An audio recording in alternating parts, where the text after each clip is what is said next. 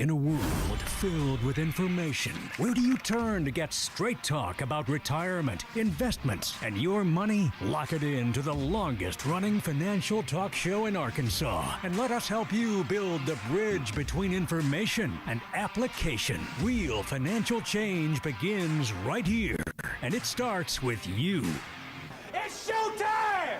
Woo! Good morning and welcome in. On today's show, we're focusing on the kids by talking to the parents.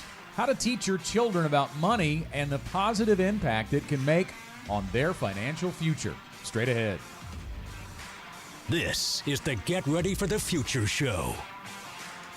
And good morning and welcome in to another edition of the Get Ready for the Future show. My name is Scott Inman. To my right, John Shrewsbury and Janet Walker to his right, and Teresa Arrigo joining us as we cram 4 people back in. We didn't used to consider it cramming. It was always happening, but during the shutdown and the time when we spent away from our offices, we just had 3 around the table, and now we're getting a little cozier again. No more social distancing. No more social distancing. We don't have to here on the Get Ready for the Future show. Should I go get my mask? No, I don't. And talk at no, the same well, time. Good luck. The governor would like for everybody to wear a mask, and so I'm trying to be compliant here, Scott. Well, you do need to do that in certain situations. I don't know that he considers recording a radio show. I'm just kidding. I thought you were. I didn't realize how much I missed being able to come and do this until we had to take a break from it. So I was so excited when I got invited back this week. Might have something to do with the fact that I have like 6,000 kids. So I appreciate the acknowledgement there on this week's show. Slight exaggeration, just slight. A little bit. Just Don't say the first 3 things that come to your mind. So, okay. So how to teach your kids about money is the subject of today's show, and we do want to take a moment as we head into Father's Day weekend to recognize all the dads as well. Happy Father's Day to you, sir. And, Thank you. My son is actually working behind the camera, so you can say Happy Father's Day. You don't have to say it out loud, but you're thinking it, right? Do want to say that. And, you know, as you think about your upbringing, if you had a dad in the home, or even if you didn't, if it was mom that was teaching you all of your lessons, what lessons did you get about money? Or did you get any? You know, we actually shot a Facebook video just a moment ago where I was wishing my dad a happy Father's Day and talking to him, or talking to the audience a little bit about some of the lessons he laid on me financially. And we never had any long, in-depth discussions about finances, but it's funny how the small little quips, the little one-liners, if you will, that he dropped over and over again in my head have stayed with me and have had probably the most application of anything that he could have done with a long talk. And I did share 2 of them. I'll share with you guys. One of them, he always used to tell me when I first started working, he said that you'll never get ahead if you spend more than you make. Yeah. Common sense, right? Yep. But as a 19, 20, 21-year-old who didn't have a clue about what it was going to cost to accumulate things and to buy things and to be able to have a monthly budget, that stuck with me and resonated with me, and it has kept me out of trouble more often than not. I have, for the most part, subscribed to that theory. It's pretty simple. You can't spend more than you make if you're going to get ahead. And then the other quick one that he told me, he said, son, I would always talk about my income and talking about trying to grow that income over time and get raises. And he said, son, there'll always be somebody who makes more than you.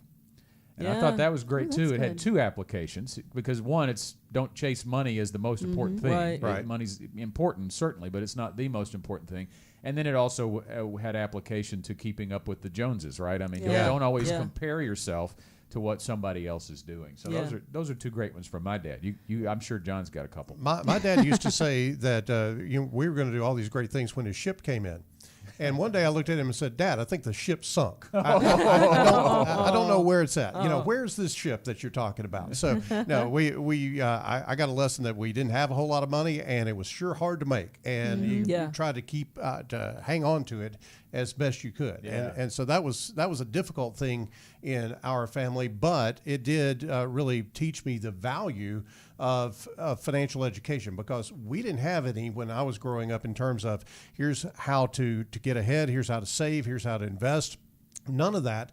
And that really was the catalyst for me getting into this business and trying to help people to understand. It really is kind of the heart of the education process that we undergo here at GenWealth. I would say from my dad, the monetary lessons really are both, they're different types of giving, and neither one are things that he intentionally taught me. It was just things that I observed over the years. And I remember Dad's vision was really bad, and so Mom normally wrote whatever checks were written. She normally did the writing of the checks. And so every Saturday night, like I can still hear my dad saying this, every Saturday night at some point after supper, Dad would say, "Elizabeth, get the checkbook."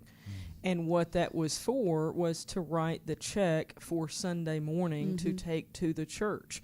And so while they didn't sit me down and have intentional conversations about tithing and about offerings, it was every Saturday night, "Elizabeth, get the checkbook." And they would go through that process every single week. And the other thing in terms of giving that I just observed is, Mom and Dad didn't have a whole lot. Dad was a farmer and Mom was a teacher, but they gave to other people to help them when there was a need. There was just that consistent pattern of giving throughout their lives. And I think we have to pay attention not only to what are we intentionally teaching, but what are we accidentally teaching, and is it what we want them to learn? It's the example. Our family was also, I joked that we were so poor we couldn't afford the P, or the R, we were just po, But my dad is an electrician, and so when we were young, he would bring the leftover wire, and let us strip it and recycle that copper for money. That's how we got the things we wanted. So he taught us work ethic very young. When we wanted a gaming system, when that was the thing, we spent months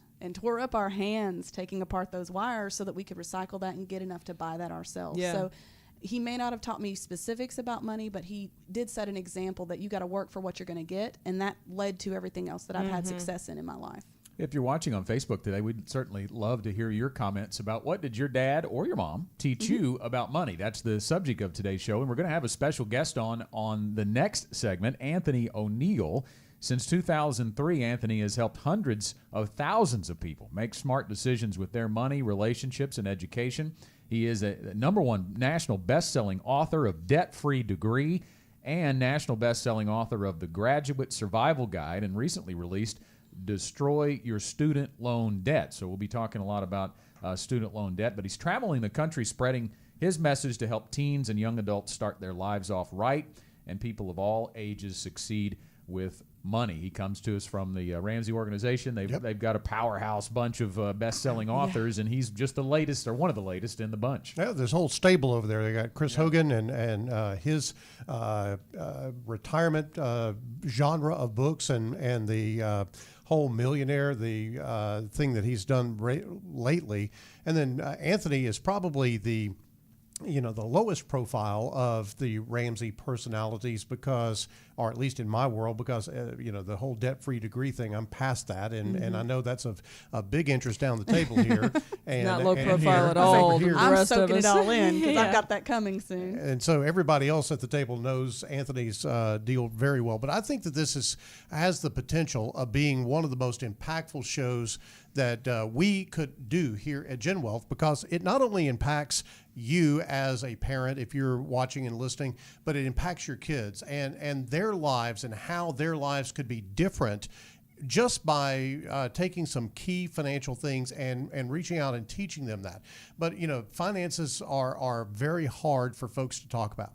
There's some information here, Scott, that we were looking at that basically said that, parents would rather talk to their kids about sex or drugs than money. And that is just almost, I don't know about the sex thing. It wasn't fun. But the drugs or the alcohol, yeah, absolutely. Probably so. But I think some parents don't feel equipped to teach. And so they're not sure that they know. You can't lead someone where you're not at currently sometimes, but you can share and teach them through your mistakes. That's what I've tried to do when I do make mistakes with my kids. Well, and I think too, like in my parents' case, I think they like to hide any problems that they were having. They didn't want to stress or burden the kids with, as you were talking about, money was hard to come by, and if we were having a tough time, they didn't really want me to have to endure that. But some of that would probably be a good idea for me to have known at an earlier age. So our interview with Anthony ONeal coming up after our first break here on the Get Ready for the Future show.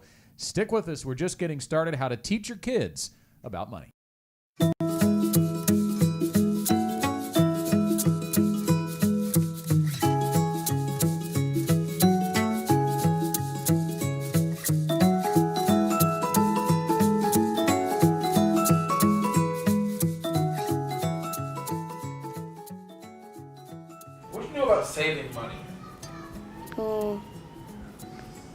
so you'll have more stuff that you can get.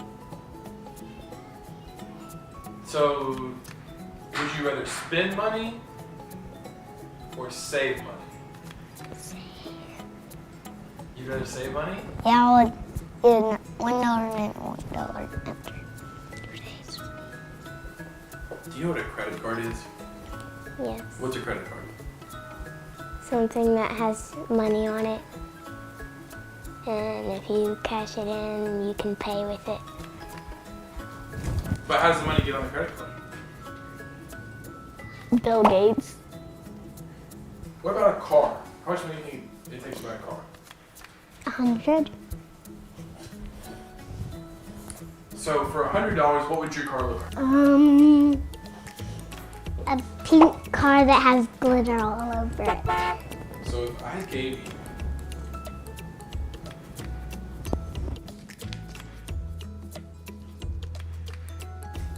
what would you buy with it? Maybe a car. 2, 3 houses. 100 wood. 2,000 toys. And infinity couches. What do you think a 401k is? A candy bar. Okay, a wafer with chocolate syrup on top and then caramel on top and then chocolate chips. Would you cover it in chocolate? Yeah. Tell me everything you know about money. That it costs a lot and that people get only a few things. And if you save money, you can get stuff that you need.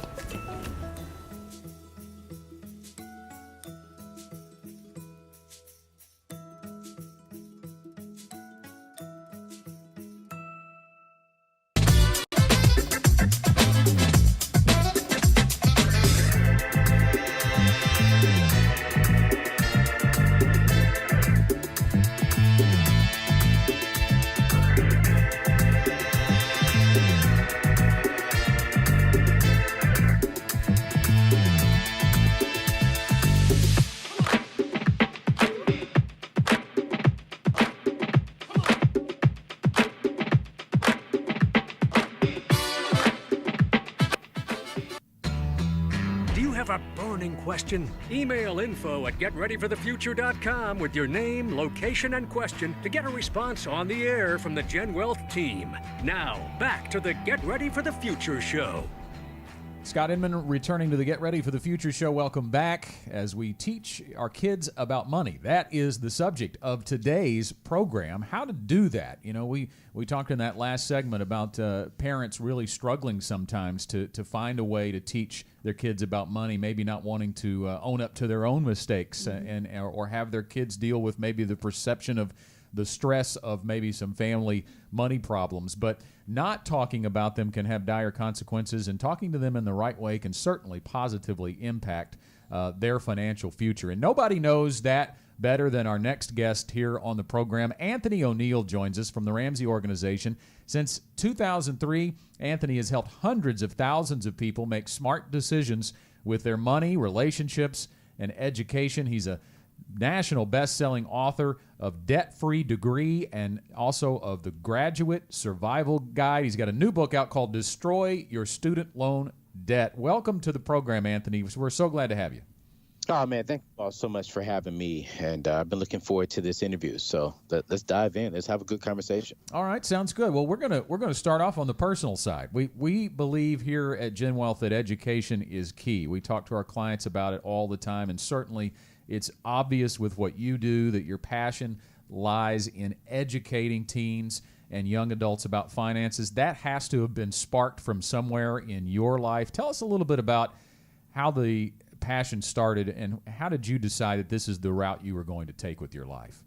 Oh man, such a great question. I had the opportunity to grow up with four parents, two biological parents and two step parents, and we never really had a money conversation growing up. Everything was strictly around our faith. And so when I went off to college, unfortunately, I made some bad decisions, and those bad decisions was based around my money. I racked up about $35,000 in debt, $15,000 in credit cards, $10,000 in furniture bills, and then $10,000 in student loans when I didn't even need them. I was on a partial scholarship for debating, and I had a GI Bill scholarship from my father serving in the Army. And so participated in something immature during my college season, and unfortunately that cost me my college experience. And so I thought I was going home. My mom and dad was like, hey, since you made these mistakes, you need to go live with them since you think you're a grown man. And so for a period of 6 months, at the age of 19 at that time, I'm $35,000 in debt, homeless, sleeping in the back of my car, taking baths at the YMCA, the Boys and Girls Club, asking peers if I can sleep on their floor, their couch. And during that season, I really thought about committing suicide. I questioned my faith. I questioned my friends. I questioned my family members. But when really I made those decisions. And so that was the season that really gave me the passion to help young people make the best financial decisions that they possibly can. Because today I'm 36 years old. I turned my life around. I'm completely debt free, built my dream home, Awesome. Purchased my dream car, and traveling around the world. That's amazing. Anthony, let me ask you a quick question about that, follow up on that. I saw a video on your website of you standing in the foundation, I guess it was, of your dream home. Tell us where that stands right now. Oh man, it's built, and that video that you watched, I actually planted my Bible up underneath, the very first Bible that I was given in the soil of my house that I built my house on top of. And so every single day when I wake up on the Word of God, which is my personal faith, and it's built, man. I've been in the house for 2 years now, put down 40%, and my goal is to pay it off here within the next couple of years and let that be an asset and a wealth building tool for my family.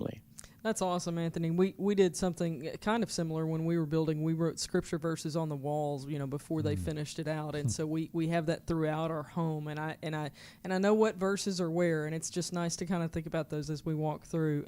So speaking of your faith, we believe at Gen Wealth, we believe that everybody has a God-given financial purpose, and we know that your faith has really played a very important role in this process that you've gone through, and it's something you talk about regularly.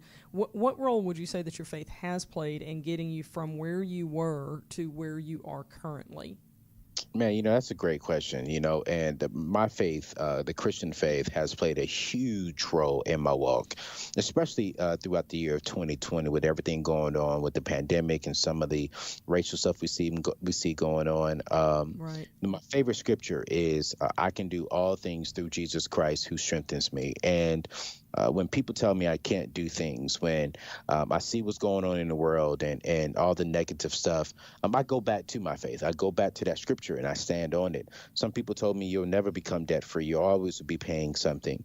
But through all things, I was able to do that. Some people say you will not be able to build your house and pay it off within 5 years. But through Jesus Christ, I'm able to do that. Some people said I will not be wealthy. But through Jesus Christ, I'm building wealth, not just for myself, but for my family. Mm-hmm. So I stand true on that. I'm a huge giver. I believe in tithing.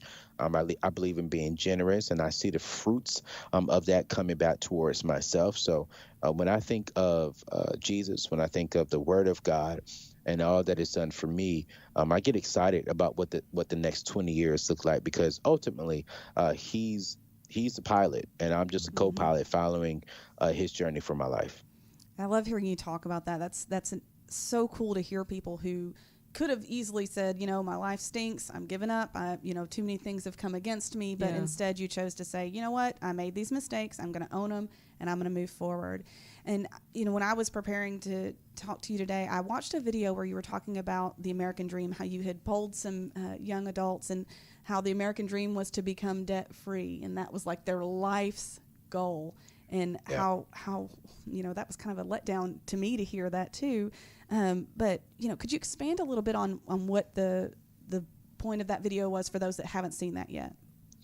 Yeah, so a recent study came out and said that nearly 94% of millennials who graduate from college, their number one goal is to pay off debt, not to start a home, not to build a home, not to start a family, not to go after their dream career, but to immediately pay off their debt. And we see here now that the average college student would graduate about $35,000 in student loan debt, and then a fifth of these students would graduate with $100,000 in student loan debt. So some of our students are graduating with a mortgage payment but do not own real estate, and they're like, yo, I want to pay this off. And so in that video, I just was asking a group of millennials that, hey, can you relate to this? Do you feel this? And they were all saying yes. You know, the American dream is to purchase a home and to have freedom. And they're saying, you know, in order for me to get there, I got to pay off this debt first. So which is why it's such a huge passion for me to help millennials go into college debt free. So when they graduate, they can start going after the American dream. And when I say this, some people don't like it, but I say it anyways. You know, I say, if you're going to go after the American dream, you can't listen to America to get it. You have to listen to God to get it. Wow. So that's, right. That's really my heart. Anthony, you've obviously done a ton of research in your multiple books and what have you. I'm wondering what the most shocking thing that you've seen from your research is about just sort of the condition of the American family and particularly kids in debt and money and that type of thing. And how would that look different if we really got serious about educating our kids? You know, I think just doing all the research, we see here now lately that nearly 35 million individuals have filed unemployment because of this unexpected crisis that we all went through with this pandemic, COVID-19. And when you look at that study, it shocked me that nearly 50% of the individuals couldn't even afford to pay for a $400 emergency. I know that nearly 80% of us are living paycheck to paycheck, but it shocked me enough that, like, wow, 35 million people do not have an emergency fund to get through these hard times. And if we can just honestly just take care of the foundations of our finances, you know, to cover your four walls, your housing, your electricity, your utilities, your transportation, and your food, and just put 3 to 6 months on the reserves. Just think about this, you guys. What would happen if, let's say, a young person graduated college, had 3 months in reserves as far as for their emergency fund, and they was investing into their retirement? We can see young people purchasing homes in their mid-20s. We can see our young people start retiring at 45, 50 years old now if they wanted to. We can create so many different things, but now the average retirement age is 65 for America, but the average person doesn't retire until 75. And that bothers me because per studies, they say the average person should live around 70 to 80 years old. So it's like we work all of our life to enjoy 5 to 10 years of it. And so that's really my heart. You know, I really want to help people just see that, change the narrative so we can have and really enjoy our future. Our guest today on the Get Ready for the Future show is Anthony ONeal, best-selling author and member of the Ramsey Organization, a Debt-Free Degree, The Graduate Survival Guide, Destroy Your Student Loan Debt. Those are the titles of his books that he has authored. And Anthony, our show today is about teaching your kids about money, and you obviously need to be intentional in doing that. And I'll even admit, as a financial advisor, I'm probably not as intentional as I need to be with my kids.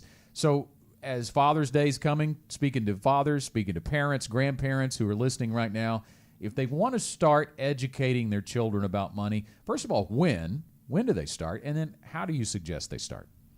You know, I definitely want to start off by saying thank you to all the fathers who are actively involved in their children's life. I thank you and appreciate you for that. The number one thing I would say, have the conversation as early as possible. I have nephews, and we started having a conversation with them as early as in 3-4 years old.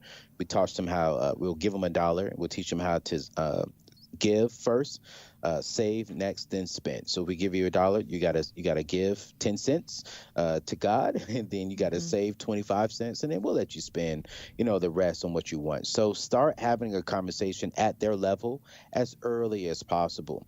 You know, right now my nephew is 7, and every time I go home, he'll ask me for $1. But now he says, Uncle Anthony, can I work to get $1? So it's like now we've taught them the importance of working in exchange for money. It's just not, we're going to give you some money.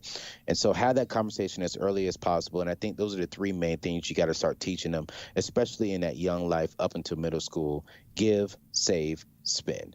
Teach them those three things and you'll be successful.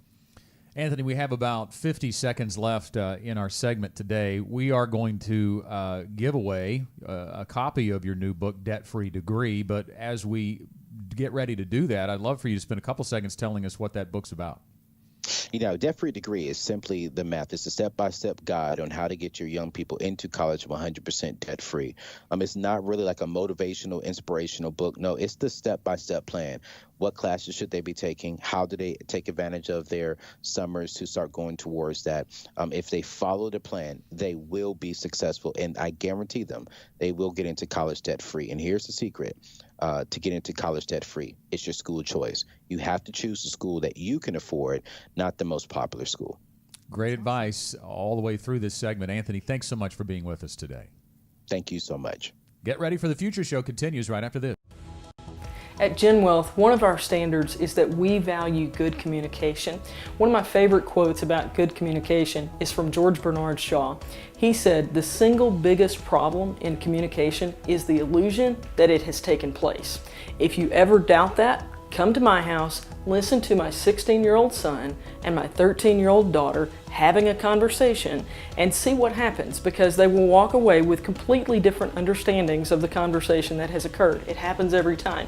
It's okay, they're still learning communication. But here at Gen Wealth, we believe that that's something you need to experience every time you walk in our door, that you need to feel understood, that you need to feel listened to. So you'll see a change in how we're even communicating. If you're talking about something that's very serious, very personal, you'll even hear a change in our tone of voice, because that's just how good communication is supposed to be. But it also means that we can feed back to you what you've shared with us, just so you know that we're listening. We value good communication.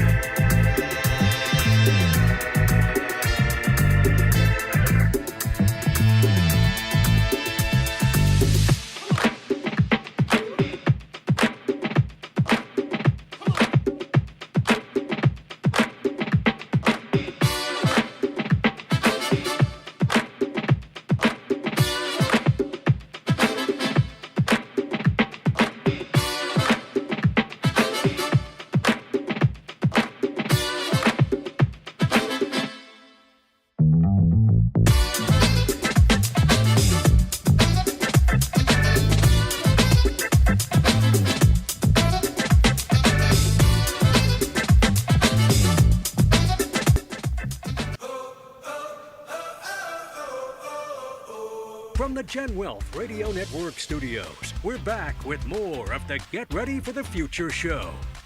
Welcome back. We are halfway home on today's program. We thank you for watching on Facebook Live and on YouTube, and for listening on the radio program. How to teach your kids about money, that's the subject of today's broadcast. And we were talking with Anthony ONeal in the last segment. He's a best-selling author and member of the Ramsey organization. He has dedicated his life to educating today's youth about ways to stay out of debt and to impact positively their financial future. And his most recent book, as we mentioned several times in the last segment, is called Debt-Free Degree. This is it right here. This is his third book. The first two were bestsellers, and I'm sure this one is destined to be as well.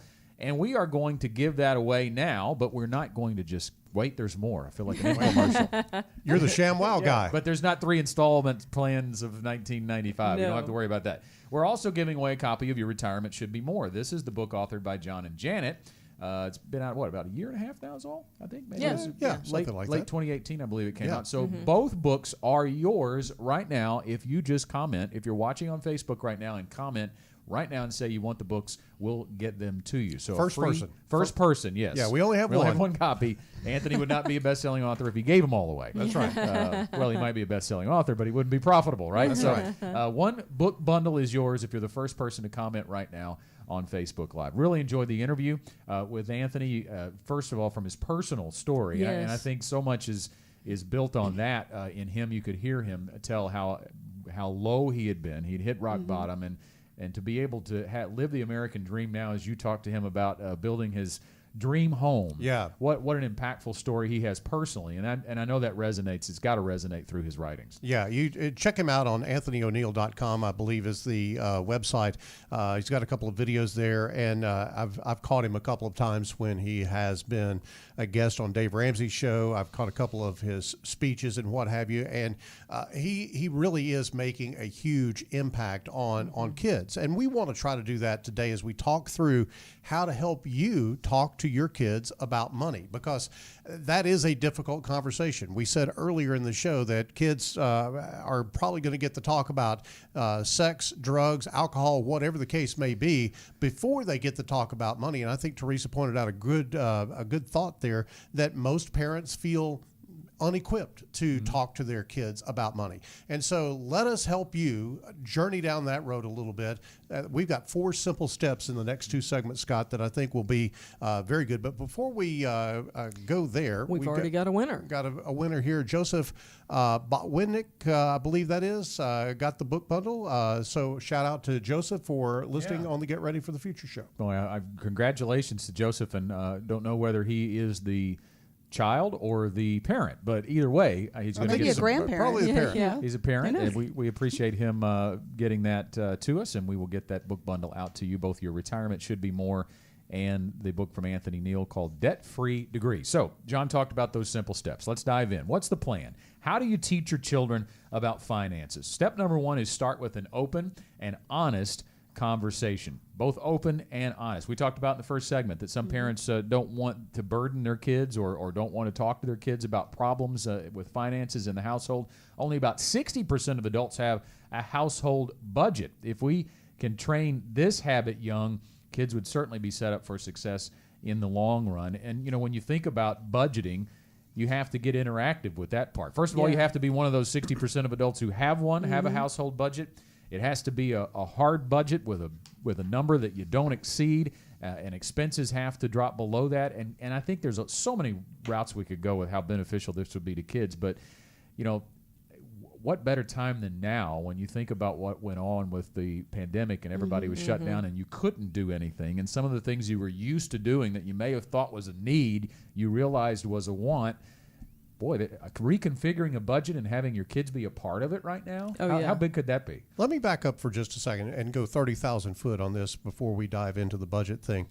I want you to think about Anthony's story and the hardship that he went through.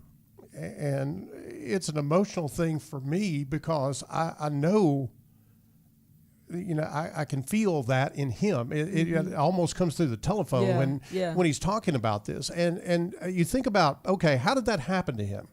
And it probably happened, I'm guessing, because his parents didn't have conversations about money with him. Yeah. And you think about how that downstream flow of bad communication and bad teaching or lack of teaching can devastate somebody. You think about for 6 months living in the back of a car.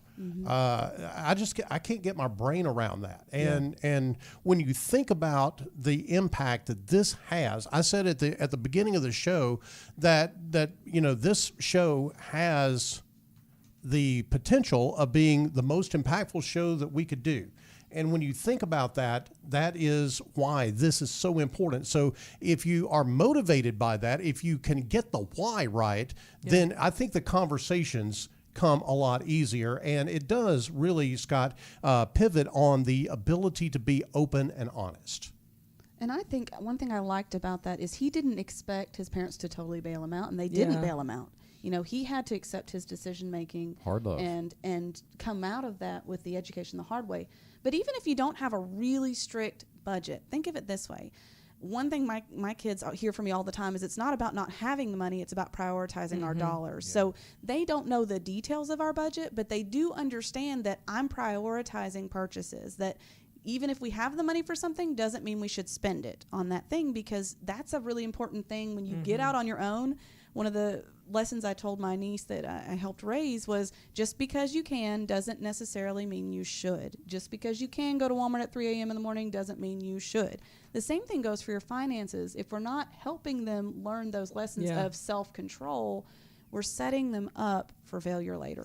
I think it's important also to pay attention to what type of kid you have. I mean, I've got two polar opposite children in my household. Boy, do you. Yeah, on just about every category that you could pick, they are completely different. And so we handle these types of things differently. Our son didn't work. He's 17. He hasn't had a job other than, mowing yard a little bit here and there, and nothing that has brought in any significant income. Our daughter, she just got, on her birthday, got her driver's permit, and because you can get a working permit at 14, she went online and did the research on how to get the permit. She has it filled out, and it's waiting for your signature as her future employer, John. But all the rest of it is done. But anyway, she wants to work and earn money. He didn't want to, but that also has an impact on, all right, how much flexibility do you have to just go buy stuff? We're not just doling out money because you're breathing and you're in our household. You've got to decide if you want some of this excess stuff, then that's on you. And Teresa, I know you're doing this fall too, but we just talked with our kids because we're getting ready to go on a vacation. And there is an outlet mall, and I'm all about saving some money. And so if we've got to buy clothes for school anyway, we're going to do it at the outlet instead of, just wherever else. And so we've already talked with the kids about, look, you guys will have your own debit card linked to your checking account, and you are buying your clothes this year. Now, they have some uniform parameters, so they don't have quite as much flexibility as like you would at a public school. But I remember what my uncle did with his kids at that kind of point in life. He's like, look, here's the amount of money you've got. If you want to buy one Abercrombie and Fitch shirt, go ahead. Or if you want to buy 5 from Target, that's your choice, but it's your choice. And you let them live with those decisions and learn from it and have those conversations. That's our plan this fall. We're going to, set up basically this is how much we were going to spend anyway, but I'm going to give them some freedom, and going forward every month. You do your chores, you get your pay. Right. You don't do your chores, you don't get your pay, which means you may not have enough money to take care of X thing that you wanted to do. But it's on you, because if we can teach them the hard lessons while they have a safety net, then they're better equipped to make those decisions when that safety net has been removed and they're on their own. And Scott, let's take that budget thing to the younger kids. And I think Anthony touched on this. He talked about his nephew that wants to work for the dollar, and then they say, okay, you have to give 10%, you've got to save 20%, and you can go spend 70%. That 10, 20, 70 is a great formula for teaching kids. And, it's just like the proverb says, you train them up in the way that they should go. And when they're older, they won't depart from that. Yeah. I think when you reference Proverbs and talking about money, I think it's important. We've had a very faith-based conversation this morning. We don't normally go that deeply, but there are more verses about money than about any other topic in Scripture. Any other topic at all. And I think the reason is God knew we were really going to struggle with that. And so it's important to have those conversations with your children. If you don't know anything about money, Proverbs is a good place to go to learn about it. Shows you money is important. Yeah. Right? Because it's not money that's the root of all evil. It's the love of money that is the root of all evil. So money is certainly important, and being a good steward of it, which is what we're really talking about here. And I love those rules, 10% to give, then save 20, and then live on the rest, or 70%. And even if those aren't your numbers that you arrive at, I wouldn't say it has to be 10, 20, 70, but come up with some hard, fast rules that you don't depart from, because just like the budget, not exceeding that number no matter what is really the beginning of being able to positively impact your financial future. I think, too, as you get to the older kids, and I've got 3 of those right now, 2 17-year-olds and a 19-year-old right there who's earning a little bit of income and is paying his own gas. But what about the other bills, and when do you start to hand those off? We've already had that discussion this morning before we went on the air. I'm looking at this list of car insurance, cell phone bill. Right now, Dad's handling that, but at some point you're going to have to, I think, a gradual system of handing off bills before they just take it all is a helpful lesson as well. I would agree with that, and you've got to kind of incrementally. You can't overload them, and things cost so much these days, and little small jobs are not going to generate a lot of money, so you have to be careful in terms of how you balance that and not overload them and create a problem for them. But you've got to ease them into this, and I think that just taking bite-sized steps toward that handoff, if you will, makes a lot of sense. All right, so that's step one. We still have a couple of more to get through, 3 in fact. Step 2, we'll give you the titles here before we go to a break, but we are up against a break in about 30 seconds. Step 2, teach them about long-term goals and the value of $1. We'll talk about that on the other side of the break. And teach them about the financial uglies. Love that term. What are the financial uglies? And then finally, have a family night. A family night with finances as the topic. We'll see how that could be fun. That sounds exciting. Yes, as we continue our but topic it can today. Be. It actually can be. That's right. You think Very about that. Very exciting, as a matter of fact. We'll give you a couple of minutes to think about how that might work. How to teach your kids about money. That's the theme of today's Get Ready for the Future show. We'll be back in just a moment. The beauty of a potter's work is that each item is unique. No piece is the same. That's what makes it art. At Gen Wealth, we believe your financial plan should be unique to you. Through our process, your money is carefully shaped around your goals and dreams. Your future, artfully crafted. Call us today or visit our website and connect with us. Gen Wealth Financial Advisors. There's always been power in standing up for what you believe in, challenging the status quo, and never accepting the ordinary. What about the rest of your life? Will you settle? Or will your retirement be more? More fun, more family than finances, more than just investments. Connect with us at Gen Wealth and harness the power of more.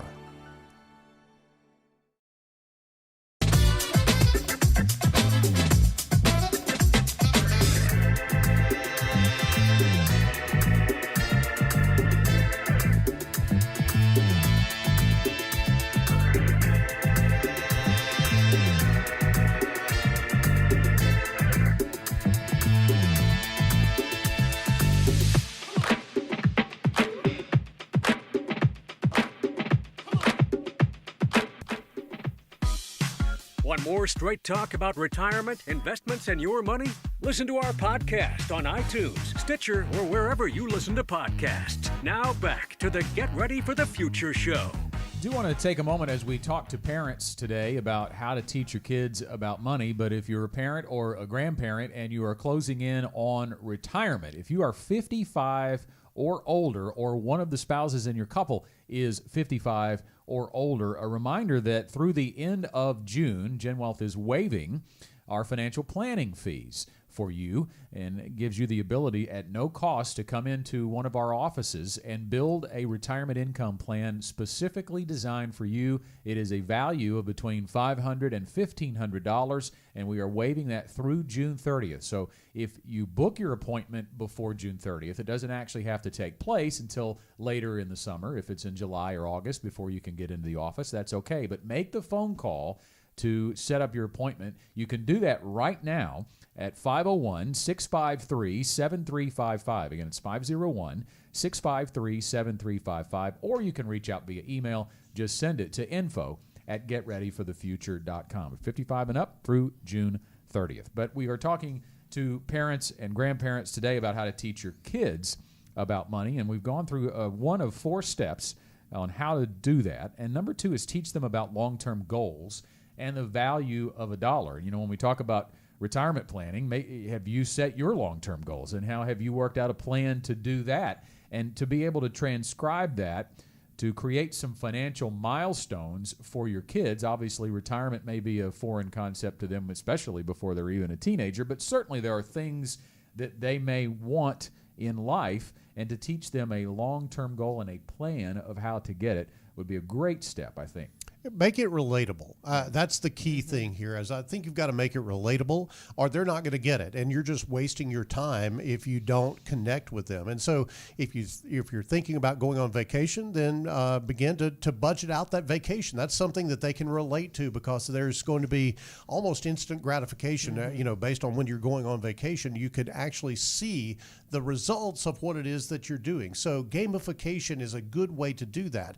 Lots of options on that. You can get online and do even a search for some things. I know that there is a paper chain type link thing that goes on that people are doing with kids sometimes. So if you think about just cutting little links of paper and chaining them together, we all did this at some point for some project in school or at church or whatever. So you just have a bunch of paper chained together.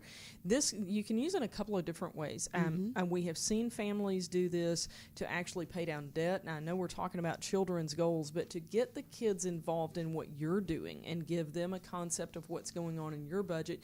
If you've got maybe some credit card debt or student loans that we talked about that you've got to pay off, then the family gets focused on that together. And you can do a chain link for, however you want to monetize it. If it's for every $250 that gets paid off or for every $1,000, whatever, and then you just tear off that link and you throw it away, and you can either along the way put in a different color one so that when you get to that, we're going to celebrate a little bit. We're not quite done, but we're going to celebrate having reached this milestone. That's encouraging the process along the way.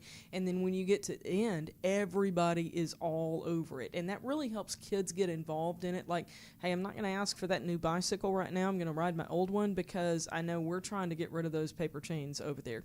But going the other direction, our daughter, for example, I talked about, she's going to start working pretty soon. She's not going to work much during the school year, so this will be kind of a slow process for her, but she already knows what type of vehicle she wants when she can get that one, in the future, but she also knows what she wants for her first vehicle, because we've got to be a little bit more practical on the first one.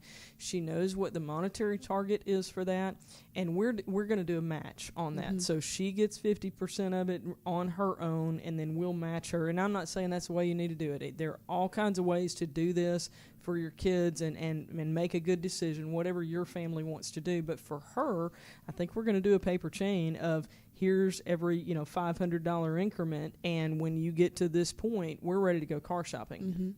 Scott, the key in this is for it to be SMART oriented, meaning specific, measurable, attainable, relevant, and time-bound. That SMART acronym, specific, measurable, attainable, relevant, and time-bound.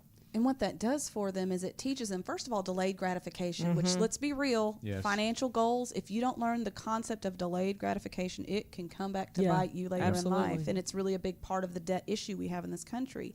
But it also teaches them that it takes some effort to get to what you want. Again, that's work ethic. So if you had the ability to delay gratification and a strong work ethic, wouldn't you say that those are universally smart, even outside your finances? So you're teaching them life skills too.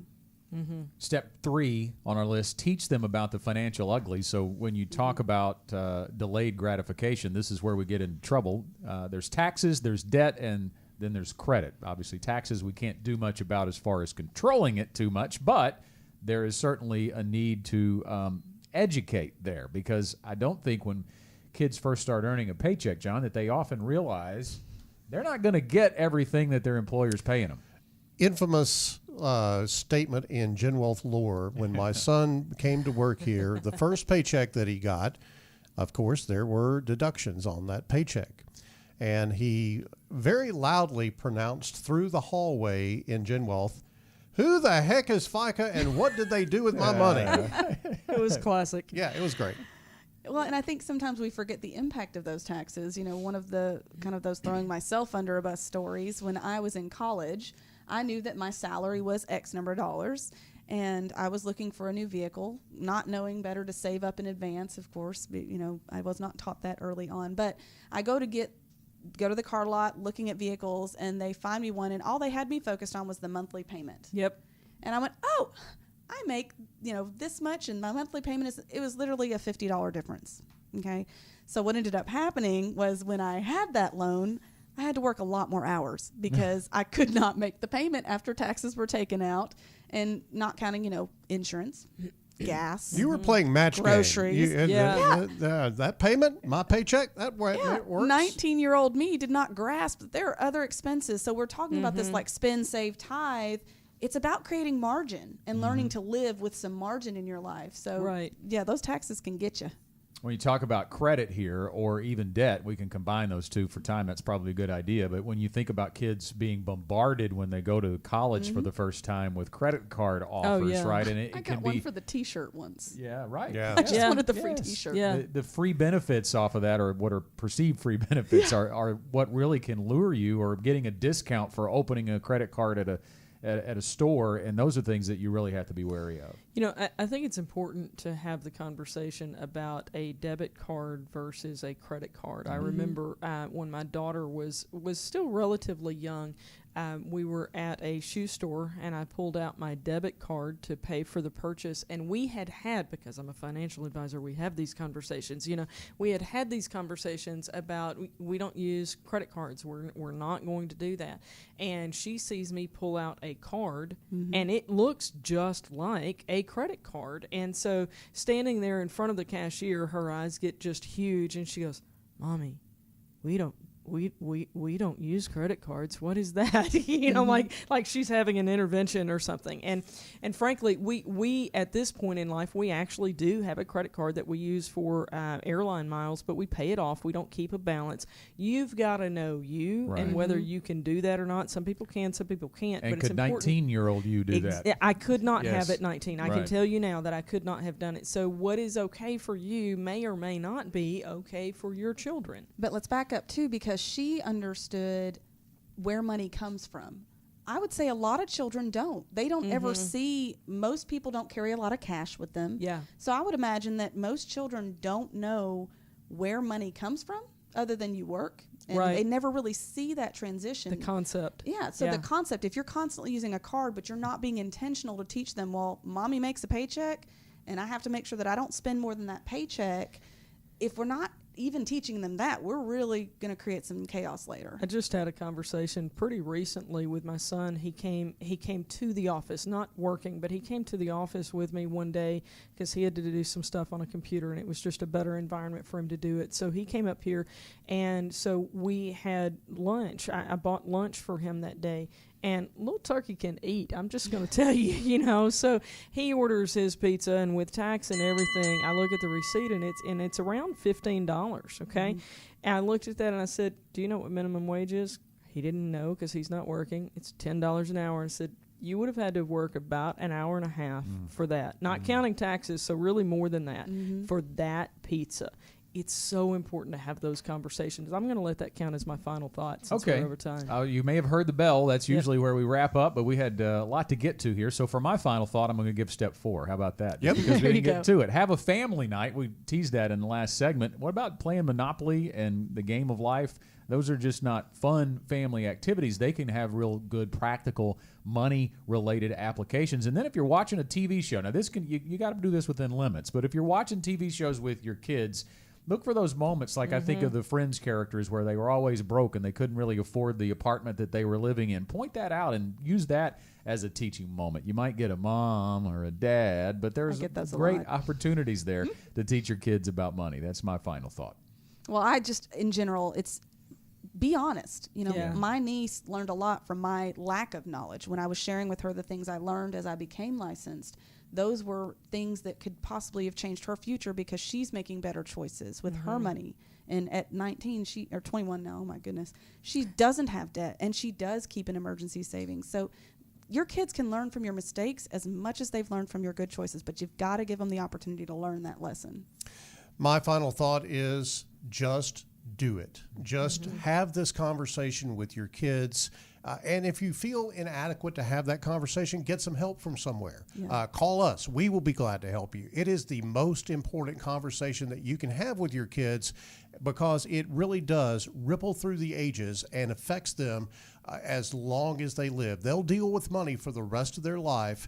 What you teach them today is really going to set the pace for that. 501-653-7355 to reach out to a GenWealth financial advisor or info@getreadyforthefuture.com. We're out of time for this week. Thanks for watching and listening.